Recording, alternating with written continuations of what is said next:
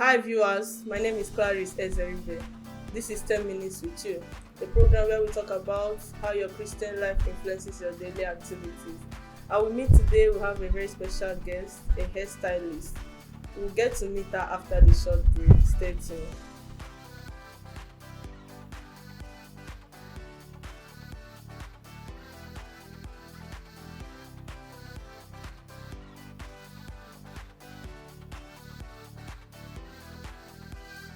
Welcome back to the show. This is still 10 Minutes with You.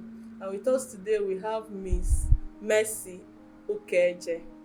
You're welcome, ma. Thank you very much. You're welcome. Thank you for joining us It's today. my pleasure.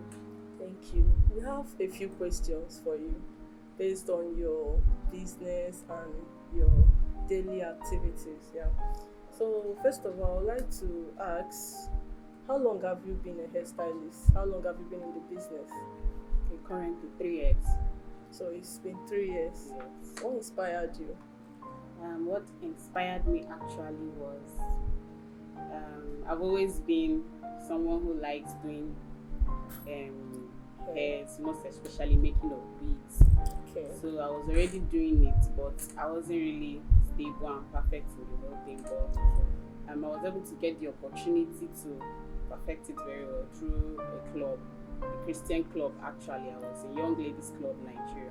Okay. So we're opportunity to every week, mostly Saturdays, they usually bring people to give us trainings in Wow. most of some might be food, it might just be skill and just position. skill. Yes. So that day it was a hairstylist actually that they brought. So Okay. that was where the passion is. So you got your training from this club. Yes. It was a wonderful one. Wow. So what are the possible challenges of being a hairstylist? Having customer issues, especially in area of finances, them not meeting up with the Price? Okay. and some might just tell you do it, I will pay. Wow. So that has been when I started. Actually, that was the issue. I was even the one I'm telling them, don't worry, I'll do it later, you pay me. Wow. But when I saw that it wasn't leading me to anywhere, so I Yes. had to re-strategize again and start all over. Anytime you have money, you do it out. So most times when they tell you they will pay, they will end up So not not paying. pay Do you have any experience in particular? several. Tell me one. Okay, that one is a family member actually. Okay. Yeah, so I made one for her. In fact, I had to, let me just say, I dashed her the wig actually. Yes. So you And I just- spent more than the actual price I actually collected from her. I didn't take it as anything, but I just left it like that. It's part of the experience.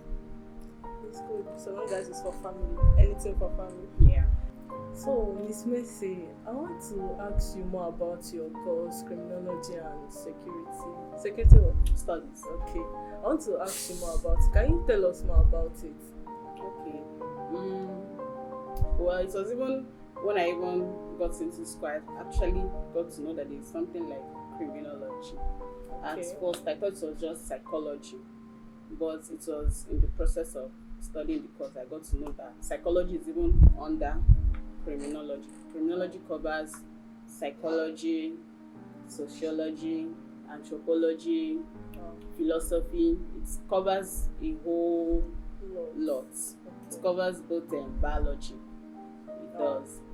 So, in talking about criminology, most times when you tell people you're studying criminology, they feel it just has to do with catching only criminals. The next thing they'll tell you is if you see a criminal now, how would you know?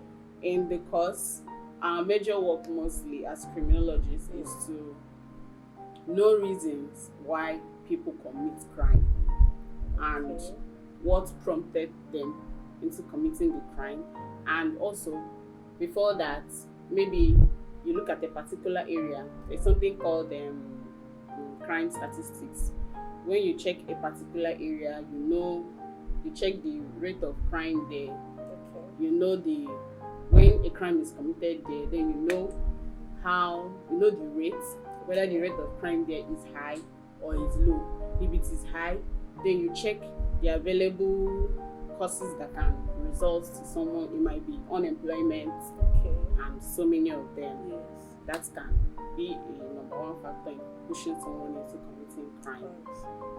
Then we also know why people commit crime and what prompted them into committing the crime, and also their state of mind when they committed the crime. It might not really be based on the environment. Most times it might be based on the upbringing, the home training. Okay. That one has to do with young adults Yes. and mostly teenagers. That's why we have juvenile prisons and all the rest of them. Those ones, most children that we see that commit crime is as a result of broken homes, and maybe the parents were fighting, the father was a drunkard, and all the rest of them. Those are part of the things we consider. Our own work is not just when you see a criminal, you just know this person is a criminal. No. We investigate, we find more. Okay. In this case now, does it mean that the state of mind why someone committed a crime will determine the punishment or something? I thought crime is crime. Doesn't Yes, matter crime what is you crime. commit. This our course is really, really vast, and crime on its own is vast. Yes, you check is the state of the person's mind that will result to the action. Okay. Even the Bible even said the same. Yeah. As a man thinketh in his heart, so is he. Okay. Even in the Seed of Destiny this morning, it's also talked about that. What you think brings out your action. Yes. When you see someone committing, let me say murder. Okay. Maybe the person, yes, maybe out of provocation, anger, or it might be alcohol. Alcohol that one can lead to, it might be manslaughter. The person might not really know. So that's why we usually check the state of the person's mind to determine the action. If it's manslaughter, it's not murder, because it wasn't deliberate. Yes. Murder is very, very deliberate. You plan before you do that. So my question is, the punishments are different. Yes, the punishments are different. So, wow, I didn't know that. I want to ask you about your service in church and how you combine it with your business.